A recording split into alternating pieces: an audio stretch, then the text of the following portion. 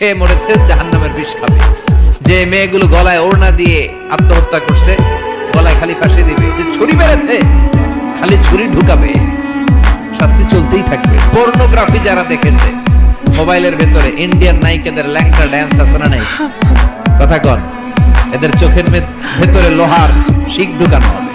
যারা পর্নোগ্রাফি দেখেছো, যুবক যারা পর্নোগ্রাফি দেখেছো, যারা উলঙ্গ নারীদের নৃত্য দেখেছো, ওদের চোখের ভিতরে দিয়ে গরম লোহার শিক ঢুকিয়ে দেওয়া হবে।